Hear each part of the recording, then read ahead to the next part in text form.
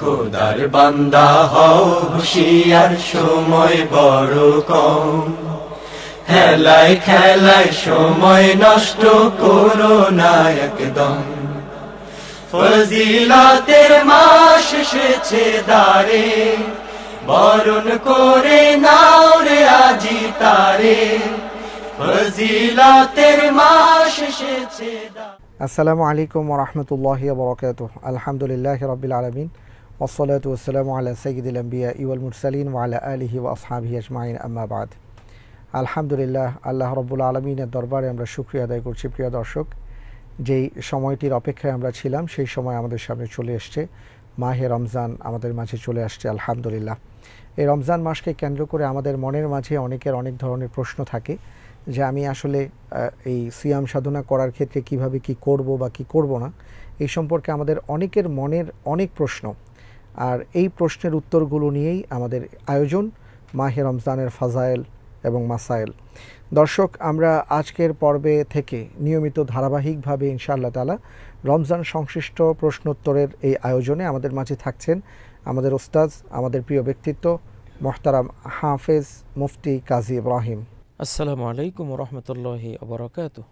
মোহতারাম, আপনাকে অনেক অনেক অভিনন্দন জানাচ্ছি যে আলহামদুলিল্লাহ মাহে রমজানে আমরা আপনাকে পাচ্ছি এবং রমজান সংশ্লিষ্ট যে সকল বিষয়গুলো আছে, প্রশ্নগুলো আছে, তার উত্তর জানার চেষ্টা করব যাতে করে আমরা সবাই সুন্দরভাবে মাহে রমজানে সিয়াম সাধনা করতে পারি ইনশাআল্লাহ তাআলা। জি, আল্লাহ তাআলা তৌফিক দান করুন। আমিন আমিন। অনেক অনেক ধন্যবাদ। তাহলে শুরু করছি ইনশাআল্লাহ। তো প্রথমেই আপনার কাছে যেই বিষয়টি জানতে চাইবো যে আল্লাহ রাব্বুল আলামিন কোরআনে কারীমের মধ্যে সওম, সিয়াম, রমাদান নিয়ে আসছেন। তো এই সিয়ামের তাৎপর্য বা এই শব্দের তাৎপর্য সম্পর্কে যদি একটু বলেন যে সিয়াম শব্দটা কেন আল্লাহ তাআলা ব্যবহার করলেন? হ্যাঁ জি, আসলে সওম বা সিয়াম এটি আরবি একটি শব্দ। এর মূল অর্থ হলো রুখে রাখা, আল ইমসাক। আচ্ছা আচ্ছা। কোনো বিষয় থেকে নিজেকে বিরত রাখা। আচ্ছা আচ্ছা। এটা হলো মূলত সিয়াম শব্দের অর্থ। কোরআন সুন্নাহর ভাষায় যেটা সিয়াম বলা হয় সেটা হলো খাদ্য, পানীয় এবং স্বামী স্ত্রীর মেলামেশা, এগুলো দিনের বেলায় এইসব কাজ থেকে বিরত থাকা। তার পাশাপাশি সকল মিথ্যাচার, পাপাচার, অন্যায়, জুলুম, গালমন্দ, হারাম খাওয়া, ভেজাল করা, যত রকমের আল্লাহর নিষিদ্ধ বিষয় আছে, সকল নিষিদ্ধ কাজ থেকে, নিষিদ্ধ কথা থেকে, নিষিদ্ধ বিশ্বাস বক্তব্য থেকে নিজেকে বিরত রাখা, এটাই আসলে মূলত সিয়াম। সেই দৃষ্টিকোণ থেকে অন্তরের সিয়াম আছে। অন্তরে এমন কিছু আমরা ভাববো না যেগুলো নিষিদ্ধ। আচ্ছা আচ্ছা। জিহ্বার সিয়াম আছে, এমন কথা বলবো না যেগুলো আল্লাহর কাছে অপছন্দনীয়। কানের সিয়াম আছে, এমন কিছু শুনবো না যেগুলো আল্লাহর কাছে প্রিয় নয়। তেমনিভাবে স্পর্শের সিয়াম আছে, হাতের সিয়াম আছে, এমন কিছু স্পর্শ করব না যেটা স্পর্শ করা আল্লাহর কাছে প্রিয় নয়। পায়ের সিয়াম আছে, এমন কোনো দিকে হেঁটে যাব না যে দিকে হেঁটে গেলে গুনাহ হবে, আল্লাহ অসন্তুষ্ট হবেন। মূলত লাআল্লাকুম তাত্তাকুন, যে সূরা আল বাকারার 183 নম্বর আয়াতে সিয়ামের লক্ষ্য উদ্দেশ্য সম্পর্কে যেটা আল্লাহ বললেন যে ইয়া আইয়ুহাল্লাযীনা আমানু কুতিবা আলাইকুমুস সিয়াম কামা কুতিবা আলাল্লাযীনা মিন ক্বাবলিকুম লাআল্লাকুম তাত্তাকুন। তোমরা হে ঈমানদার সমাজ, তোমাদের উপরে সিয়াম ফরজ করা হয়েছে যেমনি ভাবে তোমাদের পূর্ববর্তীগণের উপরে ফরজ করা হয়েছিল। উদ্দেশ্য কি? লাআল্লাকুম তাত্তাকুন। সার্বিকভাবে পুরো বডি এবং অন্তর সব কিছুই, তোমার শরীর এবং মন সব কিছুই যাতে তাকওয়ার অনুশীলন করতে পারে, যাতে এই একটি মাস সিয়ামের অনুশীলন করলে বাকি 11 মাস তোমাকে কিভাবে চলতে হবে সেটার একটা সহযোগিতা, শিক্ষা, প্রশিক্ষণ তুমি এখান থেকে লাভ করবে। সুবহানাল্লাহ সুবহানাল্লাহ। মুহতারাম, আপনি একটু আগে বললেন যে কোরআনে কারীমের মধ্যে আল্লাহ রাব্বুল আলামিন যে আয়াতের মাধ্যমে রোজাকে ফরজ করেছেন সেখানে বলা হয়েছে যে ইয়া আইয়ুহাল্লাযীনা আমানু কুতিবা আলাইকুমুস সিয়াম কামা কুতিবা আলাল্লাযীনা মিন ক্বাবলিকুম। তো বোঝা যাচ্ছে যে আগের ধর্মগুলোতেও বা আগের দিনের মধ্যেও রোজা ছিল। তো সেই সম্পর্কে আমি একটু আপনার দৃষ্টি আকর্ষণ করব যে আমাদেরকে যদি একটু বলেন যে আসলে আগের রোজা কিভাবে বা কেমন ছিল, তার ধরনটা কেমন ছিল, আমরা একটু জেনে নিতে চাচ্ছি। জি, আগের সিয়াম সম্পর্কে সহিহ বুখারীতে একটা বর্ণনা আসছে কায়েস ইবনে সারমা আল আনসারীর। যেখানে এসছে যে সাহাবীদের সিয়াম যখন তারা পালন করতেন প্রাথমিক দিনগুলোতে, তখন পূর্ববর্তী ইহুদি খ্রিস্টানদের সিয়াম যেমন ছিল, আচ্ছা, অর্থাৎ সূর্যাস্তের পর কেউ যদি ঘুমিয়ে পড়ে, বাস এখান থেকে রোজা তার শুরু হয়ে গেল। আচ্ছা আচ্ছা, এখন কেউ যদি মাগরিব পড়ে ঘুমিয়ে পড়লেন, তিনি আর কিছু খেতে পারবেন না, তাকে আগামী সূর্যাস্ত পর্যন্ত অপেক্ষা করতে হবে। তো আগের সিয়ামগুলি কঠিন ছিল, আচ্ছা আচ্ছা, অনেক কষ্টকর ছিল, কারণ আজকের রাতের আমার ঘুম যখনই যাব তখন থেকে আমার সিয়াম শুরু হয়ে যাবে। ঘুম থেকে জেগে আর কোনো পানি পান করতে পারবো না, কিছুই খেতে পারবো না। আমরা তো কত সুযোগ আলহামদুলিল্লাহ যে ঘুম থেকে জেগে দিব্যি আমরা খাচ্ছি, যতক্ষণ সবে সাদিক উদিত না হচ্ছে। এই উম্মত দুর্বল হওয়ার কারণে আল্লাহ তাআলা তাদের প্রতি অনেক দয়া দেখিয়েছেন, কিন্তু আগের উম্মতদের রোজাটা অনেক কঠিন ছিল। আচ্ছা আচ্ছা, সময় অনেক লম্বা ছিল। তবে রোজা কিন্তু মৌলিকভাবে সব ধর্মে ছিল। ইব্রাহিম আলাইহিস সালামের সহিফাগুলি রমজান মাসে নাজিল হয়, তাওরাত রমাদান মাসে নাজিল হয়, জাবুর রমাদান মাসে নাজিল হয়, ইনজিলও রমাদান মাসে। তো মুহাম্মদ সাল্লাল্লাহু আলাইহি সাল্লামের উপরে কোরআনে কারীম এটাও রমাদান মাসেই নাজিল হয়। তাহলে রমাদান তো ছিল, এই জন্য কামা কুতিবা আলাল্লাযিনা মিন ক্বাবলিকুম, এটা একটা আল্লাহ তাআলা সহজ করে দিলেন আর কি, যে তোমরা ভয় পেও না। শুধু একা তোমাদের উপরে ফরজ, আর কারো উপরে ছিল না, বিষয়টা এমন নয়। তোমাদের পূর্বে সব জাতি গোষ্ঠীরা, সব নবীদের উম্মতরা তারা রোজা পালন করেছেন। হয়তো হুকুম হাকামে কিছু ভিন্নতা ছিল, কিন্তু মৌল বিধান যেই রমাদান এবং সিয়াম, এটা ছিল সব। জি জি, রাসূল সাল্লাল্লাহু আলাইহি সাল্লামের একটি হাদিস রয়েছে মুহতারাম, আমাদের যতটুকু মনে পড়ে, যে হযরত দাউদ আলাইহিস সালাতু ওয়াস সালামের যে রোজা রাখার স্টাইলটি ছিল। জি জি জি, হ্যাঁ, নফল সিয়ামের ক্ষেত্রে নবীজি বলেছেন যে আফদালুস সিয়ামে সিয়াম দাউদ, সর্বশ্রেষ্ঠ নফল সিয়াম হলো দাউদ আলাইহিস সালামের সিয়াম। কানা ইফতার ইয়ামান ওয়া ইয়াসুমু ইয়ামান, তিনি একদিন খেতেন, একদিন সিয়াম পালন করতেন। বছরে 6 মাস রোজা আর 6 মাস খাওয়া।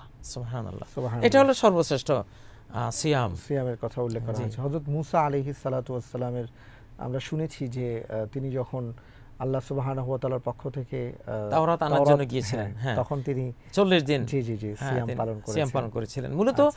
মূলত যে কোনো আসমানি গ্রন্থ রমাদান মাসের একটা ক্ষুধার্ত মুহূর্তে নাজিল হওয়ার পেছনে যে বিজ্ঞান বা যে সাইকোলজি কাজ করেছে, সেটা হলো যে মানুষের পাশবিক শক্তি, খাওয়া দাওয়া, ভোগ বিলাস যখন বেশি থাকে, তখন দেহের চাহিদা যখন মানুষ বেশি পূরণ করে, তখন আত্মার চাহিদা মানুষ বেশি পূরণ করতে পারে না। তো রমাদানের এই সিয়াম সাধনার কারণে যে খাদ্য বর্জন হচ্ছে, পানীয় বর্জন হচ্ছে, তার তারুণ্যের দাবি বর্জন হচ্ছে, এগুলির কারণে তার মধ্যে পশুত্বের যে ভাগটা, বডির যেই দাবি দাওয়াগুলো, এগুলো একটু কমে যাওয়ার কারণে আত্মাটা সবল হচ্ছে, মানুষের রুহানি তারাক্কি উন্নতি হচ্ছে। আর কোরআন তো হলো রুহের উপরে, ওয়াকাযালিকা আওহাইনা ইলাইকা রুহাম মিন আমরিনা, তোমার ভিতরে একটা রূহ আছে, সেই রুহের জন্য রূহ হলো কোরআন, যে কোরআন তোমার প্রতি আমি অবতীর্ণ করেছি। রুহের প্রাণ, মানবাত্মার হায়াতুল কুলুব যেটাকে বলে, হায়াতুল কুলুব হলো কোরআন। তো কুলুবকে শক্তিশালী করা যায় রমাদান মাসেই সবচেয়ে বেশি। মানুষের অন্তরাত্মা খুব স্ট্রং থাকে, শয়তান বন্দী থাকে, খাদ্য কম থাকে, মানুষ একটু আখেরাতমুখী, আল্লাহমুখী বেশি থাকে। এই পরিবেশটাই কিন্তু আসমানি কিতাব বুঝার পরিবেশ। আমি আর আপনি যখন, বা মানুষ যখন আল্লাহমুখী বেশি থাকবে, মানুষ দুনিয়ার যেই মোহ, দুনিয়ার যেই বিলাসিতা, এগুলো একটু কমিয়ে দেবে, আখেরাতমুখীটা বাড়িয়ে দেবে, আল্লাহর সাথে সম্পর্ক জুড়তে চাইবে। ওই মোক্ষম সময়ে সমস্ত আসমানি গ্রন্থ ছোট বড় সেগুলো নাজিল হয়েছে। তার মানে আসমানি গ্রন্থগুলি বুঝার জন্য এই পরিবেশটা চাই মানুষের জন্য। আচ্ছা আচ্ছা, অনেক ধন্যবাদ মুহতারাম। এবার আমরা আপনার কাছে আসছি যে আমরা যে সওম এখন পালন করছি, যে আলহামদুলিল্লাহ এখন তো সুবহে কাদিবের পরে সুবহে সাদিকের উদয় হচ্ছে, তখন থেকে নিয়ে আমরা গুরুবুশ শামস পর্যন্ত আর কি, সূর্যাস্ত পর্যন্ত আমরা পানাহার থেকে বিরত থাকছি। তো আপনার কাছে যে বিষয়টা জানতে চাইবো সেটা হলো যে এই যে আমরা এখন যেভাবে রাখছি, এটা কি এখনই এইভাবে আগে থেকে এমনই ছিল, নাকি এটা কোনো চেঞ্জ হয়ে এই পর্যায়ে আসছে? এটা যদি আমাদেরকে একটু বলেন। বা রমজান মাসের রোজাই কি আমাদের উপর ফরজ ছিল, নাকি রমজানের আগেও আমাদের উপর কোনো রোজা ফরজ ছিল, পরবর্তীতে এটা নফলে পর্যবসিত হয়েছে? আমাদেরকে যদি একটু বলেন। হ্যাঁ, আশুরার সিয়ামটি ফরজ ছিল। আচ্ছা আচ্ছা, আশুরার সিয়াম যেটা এটা যখন রমাদান ফরজ হয়নি তখন সেটা ফরজ ছিল। সহিহ বুখারীতে হাদিস রয়েছে, কানা রাসূলুল্লাহ সাল্লাল্লাহু আলাইহি ওয়াসাল্লাম সাওমা আশুরা ও আমারা বিসিয়ামি, নবী সাল্লাল্লাহু আলাইহি ওয়াসাল্লাম আশুরার সিয়াম তিনি নিজে পালন করেছেন এবং অর্ডার দিয়েছেন সাহাবীদেরকে এই সিয়াম আশুরার সিয়াম পালন করার জন্য। সাহাবীরা বলেন ফাকুন্না নাসুমুহু ওয়া নুসাউমুহু সুবিয়ানানা, আশুরার সিয়ামটি আমরা সবাই পালন করতাম, এমনকি শিশুদেরকেও এই সিয়ামটি পালন করাতাম। ওনাজআলু লাহুমুল লুবাতা মিনাল ইহনে, শিশুরা ক্ষুধায় কাঁদবে সেই জন্য আমরা পশম দিয়ে খেলনা বানাতাম। তো খেলনা বানিয়ে ওরা যখন কাঁদতো তো ওদের হাতে ওই খেলনা তুলে দিতাম, বাস হাত্তা ইউআখিরু, যাতে করে তারা খাদ্য গ্রহণের দাবিটাকে পিছিয়ে দেয় এবং আমাদের সাথে ইফতার করতে পারে। তো এটা কিন্তু ফরজ ছিল। পরে যখন রমাদান নাজিল হয়েছে তখন আর আশুরার সিয়ামটি ফরজ হিসেবে থাকেনি, কিন্তু নফল হিসেবে থেকে গেছে। ইয়া আইয়ুহাল্লাযিনা আমানু কুতিবা আলাইকুমুস সিয়াম যখন নাজিল হয় তখন আশুরার ফরজিয়ত রহিত হয়ে নফল আকারে রয়েছে কিয়ামত পর্যন্ত। সেটা 1 বছরের সমস্ত ছোট গুনার কাফারা হিসেবে কাজ দেবে যদি আশুরার এই সিয়ামটি কেউ পালন করে। নবীজি বলেছেন যে সিয়ামু ইয়াউমি আশুরা আহতাসিবু আলাল্লাহ আন ইউকাফফিরাস সানাতাল্লাতী ক্বাবলাহা, আশুরার যে সিয়ামটি আমি আশা করি যিনি এই সিয়ামটি বছরে এই একটি মাত্র সিয়াম বা দুটি 9 তারিখ 10 তারিখ যেটা, যেহেতু ইহুদিরা শুধু 10 তারিখ পালন করে, নবীজি বলেন আমি যদি আগামী বছর বেঁচে থাকি লাইন আনা হাইয়ুতি ইলা কাবিল লাইন আশতু ইলা কাবিল লা আসুমান্না তাসে, আমি আগামী বছর বেঁচে থাকলে 9 তারিখও আমি সিয়াম পালন করব, ইহুদিদের থেকে একটু বিচ্ছিন্ন একটু আলাদা হওয়ার জন্য। তো এই দুইটা সিয়াম যদি কেউ পালন করে তাহলে বিশাল তার ফজিলত, যে সারা বছরের তার গুনাহগুলো ক্ষমা হয়ে গেল। মুহতারাম আমার আলহামদুলিল্লাহ, এখানে আপনার কাছে যে বিষয়টি জানলাম, আরেকটি প্রশ্ন ছিল, সেটা হলো যে আমরা এখন যেভাবে রোজা রাখছি, জি জি, এটা কি এমনই ছিল না মাঝখানে এর আগে এমন আরেকটু কঠিন কোনো বিষয় ছিল?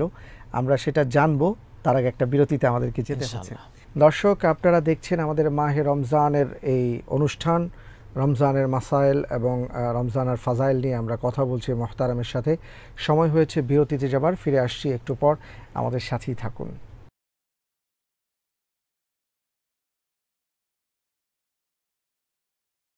বিরতির পর আপনাদের সবাইকে সাদর আমন্ত্রণ জানাচ্ছি আমাদের এই ইসলামিক আয়োজনে।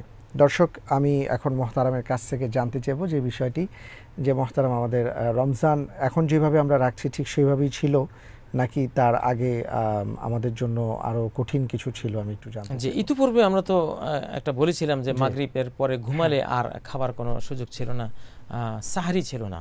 আচ্ছা, আমাদের এই উম্মতে মুহাম্মাদিয়া সাল্লাল্লাহু আলাইহি সাল্লামের সিয়াম আর ইহুদি খ্রিস্টানদের সিয়ামের মধ্যে পার্থক্য হলো ওকলাতুস সাহার, মানে সাহরি খাওয়া। তারা সাহরি খায় না, আমরা সাহরি খাই, এই একটা পার্থক্য।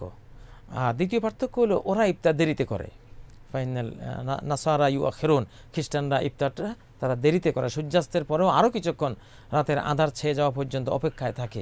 আমাদেরকে বলা হয়েছে যে লা ইয়াজালুন নাসু বিখাইরিন মা আজ্জালুল ফিতরা, সহিহ বুখারীতে এই হাদিসটি রয়েছে সিয়াম পর্বে, যে আমার উম্মত ততদিন ভালো থাকবে যতদিন তারা তাড়াতাড়ি ইফতার করবে। আসলে শরিয়ার হুকুম যেটা যেরকম ঠিক সেটা সেরকম পালন করাটাই হলো কৃতিত্ব, ক্রেডিট, এবং এটাই হলো মূল সওয়াবের বিষয়। তো আমাদের শরিয়া হলো, সহিহ বুখারীতে একটা অধ্যায় রয়েছে সিয়াম পর্বে, বাবু মান কাল লা সিয়ামা ফিল লাইলে, রাত্রে কোনো সিয়াম নেই। আমাদের শরিয়াতে রাত্রে কোনো সিয়াম নেই। আমরা যখন সিয়ামটা শুরু করি সাহরি খেয়ে, ওটাও কিন্তু শবে সাদিকটা দিনের অংশ। শবে সাদিক যখন হয়ে গেছে তখন আমাদের রোজা শুরু হয়ে, রোজা শুরু হবে দিন যখন শুরু, তখন রোজারও সিয়ামেরও শুরু। মূল কথাটা হলো যে এই পুরো রোজাটা আসলে দিনকে কেন্দ্র করে, হ্যাঁ। আবার দিন যখন শেষ, সূর্যাস্তের মাধ্যমে রোজাও শেষ। তো এখানে কেউ অতি মোত্তাকি হওয়া কিন্তু ভালো না, এটা তাআম্মুক বলে, গুলু, হ্যাঁ, মানে বাড়াবাড়ি করা। আল্লাহ তাআলা বলেছেন ইয়া আইয়ুহাল্লাযিনা আমানু লা তাগলু ফি দীনিকুম, ওহে ঈমানদার সমাজ, তোমরা তোমাদের দিন নিয়ে বাড়াবাড়ি করো না, যা আছে এর চেয়ে বেশি করতে যেও না, যেটা আছে হুবহু সেটাই করো, এটা করা, এটাই হলো আল্লাহ তাআলার হুকুম। তো এখানে যে পার্থক্যটা, যে আমরা ইফতারের সময় হওয়ার সাথে সাথে আমরা ইফতার করব। একদিন নবী সাল্লাল্লাহু আলাইহি সাল্লাম সফরে ছিলেন, তিনি একজনকে বললেন ইয়া ফুলান ইনজিল ফাজদাহ লানা, হে অমুক নামো, নেমে আমাদের জন্য একটু ছাতু বানাও, ইফতার করব। এটা বুখারী শরীফের হাদিস, সহিহ বুখারীর। তো সে বলল ইয়া রাসূলুল্লাহ লাউ আমসাইতা, যদি আরো একটু সন্ধ্যা করতেন, মানে তার কাছে লাগছে মরুভূমি তো, সূর্যাস্ত হয়ে গেল কিন্তু একটু আলো ভাব। তো নবীজি বলেন এনজেল ফাজদা হালানা, আরে তুমি নামো, আমার জন্য ছাতু বানাও। সে বললো ইয়া রাসূলুল্লাহ ফালাও আমসাইতা, যদি আরো একটু সন্ধ্যা করতেন। তৃতীয়বারও আবার নবীজি বললেন যারা এনজেল ফাজদা হালানা, নামো তুমি, ছাতু বানাও। সে বললো ইন্না আলাইকা নাহারান, ইয়া রাসূলুল্লাহ এখনো দিন রয়ে গেছে। তখন নবীজি বলেন তুমি দিন কাকে বলে এটাই বুঝো নাই। উনি যেটা বললেন যে বাস ইজা আকবালাল লাইলু মিন হাহুনা বাস ফাকাত আফতারা সায়েম, রাত এসে গেছে, পূর্ব দিগন্ত থেকে রাত আমরা দেখতে পাচ্ছি যে আঁধার ছেয়ে যাচ্ছে, বাস ইফতারের সময় হয়ে গেল। খামাখা এখানে দেরি করার কোনো প্রয়োজন নাই, দেরি করাটা খেলাফে সারা ইহুদি খ্রিস্টানদের ইত্তেবা। তা আমাদের সমাজে কেউ কেউ ইদানিং আমরা দেখতে পাচ্ছি যে ওনারা ইফতারকে একটু বিলম্বিত করাকে ভালোবাসছেন এবং মনে করছেন যে এটা উত্তম। না, এটা উত্তম না। উত্তম হলো ইফতার সময় হওয়ার সাথে সাথে যে যত দ্রুত করতে পারবে তার সওয়াব তত বেশি। সুবহানাল্লাহ, এটা স্পষ্ট হাদিসে রয়েছে, লা ইয়াজালুন নাসু বিখাইরিন মা আজ্জালুল ফিতরা। যতক্ষণ ইফতারকে তারা তাড়াতাড়ি করবে ততক্ষণ মানুষ কল্যাণে থাকবে, উম্মত বিজয়ী থাকবে, ভালো থাকবে। সুবহানাল্লাহ, কত ছোট্ট একটা বিষয় ইফতার একটু আগে করা, এখানে উম্মতের বিজয়ের কল্যাণের মধ্যে থাকার একটা বিরাট বিষয় রয়েছে। কারণ আসলে আমাদের যে একটা স্বাতন্ত্র্য, যে আমরা কারো অনুসরণ অনুকরণ আমরা করব না, আমাদের নিজস্ব একটা বৈশিষ্ট্য থাকবে, আমাদের যে সভ্যতা, যে ঐতিহ্য, যে সংস্কৃতি আছে, এইটার একটা উজ্জীবনী ভাব এখানে আছে যে আমি মুসলিম, অ্যাজ এ মুসলিম আমি ইফতার দেরিতে করি না। আমার সুন্নাহ হলো, লাইফ স্টাইল হলো, আমার সংস্কৃতি হলো সূর্যাস্তের সাথে সাথে ইফতার করা। আর ইহুদি খ্রিস্টানদের সংস্কৃতি হলো আরো দেরিতে করা, তারা ওটাকে কঠিন করে। আমি তাদেরটা আমি পালন করব না। তাহলে যারা আজকে রাত করে ইফতার করছেন তারা মূলত মুহাম্মদুর রাসূলুল্লাহ সাল্লাল্লাহু আলাইহি সাল্লামের এই কালজয়ী অনিন্দ্য সুন্দর এই সুন্নাহকে বর্জন করে ইহুদি খ্রিস্টানদের একটা ভুল কুসংস্কারের তারা অনুকরণ করছেন। এটা তাদের জানা উচিত, এটা ঠিক না। আচ্ছা আচ্ছা, অবশ্যই সূর্যাস্ত হওয়ার সাথে সাথে ইফতার করে নেওয়া, এটাই হলো মূল আমাদের সংস্কৃতি। অনেক ধন্যবাদ। আর পাশাপাশি আপনি সাহারির ব্যাপারটাও বলেছেন। আমাদের কাছে অনেকেই আমরা দেখি যে জিজ্ঞেস করেন বা অনেকেই দেখা যায় যে ভাবেন ভোর রাতে কষ্ট করে ওঠার দরকার কি, একবারই রাতে খেয়ে নিলাম আর উঠতে হবে না। তো আপনার এই কথার মধ্যেই চলে আসছে, একটা হলো ইহুদি নাসারাদের খেলাফ করা হচ্ছে সাহারির মাধ্যমে, একটা সাংস্কৃতিক স্বতন্ত্র করা হচ্ছে। পাশাপাশি ফাইন্না ফিস সাহুরি বারাকা, বারাকা তাসাহারু ফাইন্না ফিস সাহুরি বারাকা, সাহারি খাও, সাহারির মধ্যে বারাকা রয়েছে, জাগতিক বারাকা রয়েছে, আখিরাতের বারাকা রয়েছে, আরো কত কি। তো অবশ্যই সাহারি আমরা, এটা আমাদের সুন্নাহ, অবশ্যই যেন সাহারিটা খাই।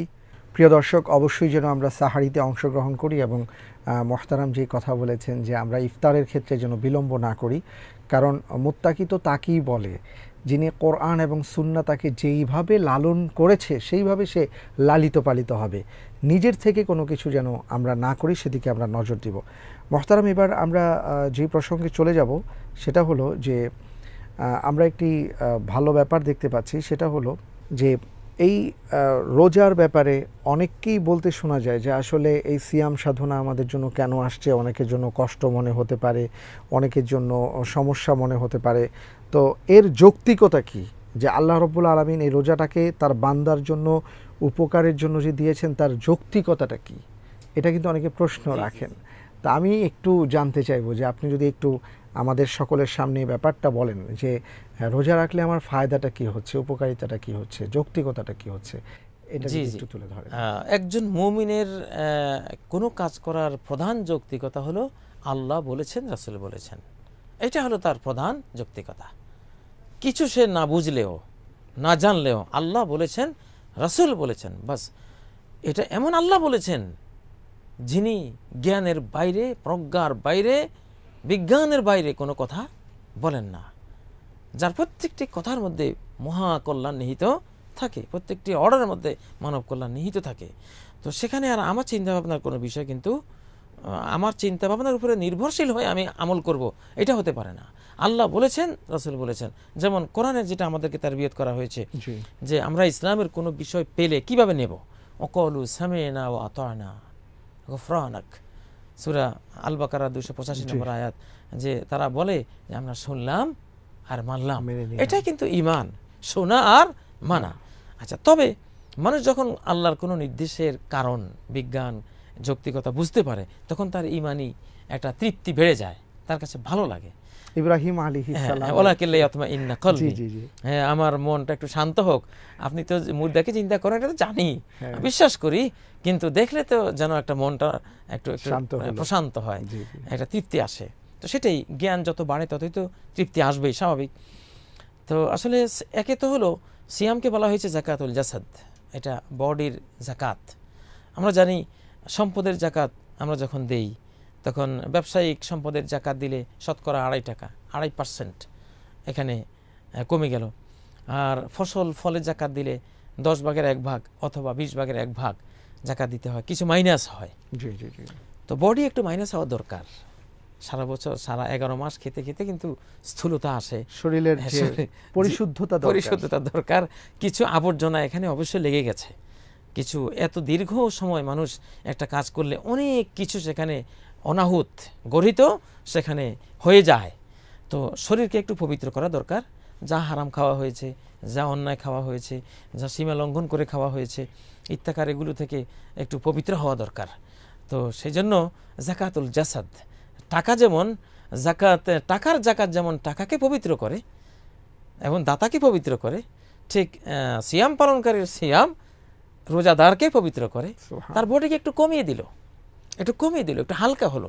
আজকে যেমন বিশ্বব্যাপী আমরা মোটাপনার একটা সমস্যা আমরা দেখি, স্থূলতার সমস্যার কারণে ডায়েট কন্ট্রোল নামে সারা পৃথিবীতে এখন কম খাওয়ার একটা প্রতিযোগিতা হচ্ছে। তো সেটা সিয়ামের চেয়ে উত্তম কম খাওয়া আর কি হতে পারে? সুবহানাল্লাহ, এই একটা যৌক্তিকতা, সুন্দর, অত্যন্ত সুন্দর একটা ডায়েট কন্ট্রোল। সিয়াম ঠিকঠাকভাবে পালন করলে ওজন কিছু কমবেই, শরীরে একটা বিরাট উপকার হবেই। দ্বিতীয়ত 11 মাস খাদ্য পানীয় গ্রহণ করার কারণে আমাদের দেহ সেলগুলিতে, দেহের কোষে কোষে অনেক পয়জন জমে যায়। আর আজকাল তো আপনি যেই কোনো খাদ্য খেলেই ফরমালিন, ফল খেলেই সেখানে আপনার কার্বোহাইড্রেট, তারপর বিভিন্ন ধরনের আপনার বিষ আমরা খাচ্ছি। তো এই বিষগুলো কিন্তু বছরে একটা মাস এমন থাকা উচিত যে দেহকে এই বিষগুলো থেকে কিভাবে মুক্ত করা যায়, পিউরিফিকেশন করা যায়, সেই একটা উদ্যোগ থাকা অবশ্যই বাঞ্ছনীয়। আল্লাহ তাআলা সেটাই ব্যবস্থা করলেন যে দেহের সেলগুলিতে যত পয়জনগুলো জমা হয়েছে, রমজানে আমরা পানি পান করি না, কিছু খাই না, তখন একটা শুষ্কতা দেখা দেয়। শুষ্কতা ঘাটতি পূরণ করার জন্য সেলগুলি তখন তার ভিতরে যে তরল আছে সেগুলি বের করে দেয়, বের করে দিতে দিতে যেই পয়জনগুলো সেখানে আছে সেটা বেরিয়ে যায়। তাহলে এর দ্বারা আমরা বিষমুক্ত হই এই সিয়ামের মাধ্যমে। তৃতীয়ত স্টোমাক, এটা একটা স্যাঁতস্যাঁতে ভাব হয়ে যায় 11 মাস আমাদের খাদ্য পানীয় এইভাবে গ্রহণ করার কারণে।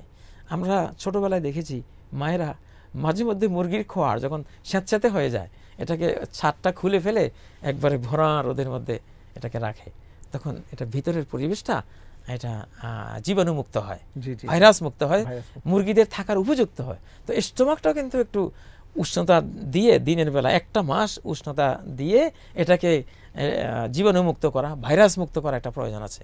এগুলি বৈজ্ঞানিকভাবে ডক্টর মাহমুদ তারেক সুন্নতে রাসূল আধুনিক বিজ্ঞান বইতে কিন্তু সুন্দর সুন্দর অনেক তথ্য তিনি দিয়েছেন। চতুর্থত সিয়াম কিন্তু পাগলামোর চিকিৎসা, যারা পাগল, এবনর্মাল, অটিস্টিক, তাদের জন্য কিন্তু সিয়াম একটা বিরাট চিকিৎসা। ডক্টর মাহমুদ তারেক তার সুন্নতে রাসূল ও আধুনিক বিজ্ঞান বইতে তিনি রাশিয়ার বিজ্ঞানীদের কথা সেখানে বিস্তারিত বলেছেন যে তারা আজকাল পাগলদের চিকিৎসা করান সিয়ামের মাধ্যমে এবং বিপুল সুফল লাভ করা গেছে। এই সিয়ামের মাধ্যমে বহু পাগল তারা সুস্থ হয়েছে, আলহামদুলিল্লাহ। তো আসলে এটা আল্লাহ তাআলার শরিয়ার যে কোনো নির্দেশ, এটা কিন্তু মাসালেহুল ইবাদ, মানুষের কল্যাণ নিশ্চিত করার জন্য আসে। ইসলামের প্রত্যেকটা নির্দেশ, প্রত্যেকটা নিষেধ কোনো না কোনো মানব কল্যাণ নিয়ে আসার জন্য, প্রতিষ্ঠা করার জন্যই আসবে, এর মধ্যে কোনো সন্দেহ নাই। ইনশাআল্লাহ মানুষকে আনন্দিত করতে, সুখী করতে, বিশুদ্ধ করতে, পরিশুদ্ধ করতে, দিন দুনিয়া সফল করতেই তো ইসলাম। তো এই রমাদানের মধ্যে দিন দিন আরো যত গবেষণা হবে ইনশাআল্লাহ, আরো এর কল্যাণময়তা আমরা জানতে পারবো ইনশাআল্লাহ। জি মোহতারাম, অনেক অনেক ধন্যবাদ। আজকে আসলে ভেবেছিলাম যে আমরা মনে হয় অনেক প্রশ্নের উত্তর আপনার কাছ থেকে পাবো। আসলে এত আলহামদুলিল্লাহ আপনি জামে মানে ভাবে কথাগুলো বলেছেন, অনেকগুলো বিষয় চলে এসছে, আমাদের আরও অনেক খোরাক রয়ে গেছে যেগুলো আমরা পেতে চাই। আজকে আর সময় নেই, তাই বিদায় নিতে হচ্ছে। ইনশাআল্লাহ তাআলা আগামী পর্বে আপনার কাছে রমজান সংশ্লিষ্ট আরও অনেক কিছু জানার চেষ্টা করব। আপনাকে অনেক অনেক ধন্যবাদ। আপনাকেও অনেক অনেক মোবারকবাদ। আলহামদুলিল্লাহ, প্রিয় দর্শক, আমরা মোহতারামের কাছ থেকে আজকের পর্বে মাহে রমজানের কিছু বিষয় আমরা জানলাম। আর রমজান মাস চলছে, আমরা চেষ্টা করব আল্লাহ সুবহানাহু ওয়া তাআলা যেইভাবে আমাদেরকে এই রমজান ফরজ করার মাধ্যমে আমাদেরকে পরিশুদ্ধ করতে চাচ্ছেন, আমরা যেন সেইভাবে পরিশুদ্ধ হতে পারি, সেই তৌফিক আল্লাহর কাছে চেয়ে আপনাদের সবাইকে ধন্যবাদ জানিয়ে আগামী পর্ব দেখার আমন্ত্রণ জানিয়ে আজকের মতন বিদায় নিচ্ছি। আল্লাহ হাফিজ। আসসালামু আলাইকুম ওয়া রাহমাতুল্লাহি ওয়া বারাকাতুহু।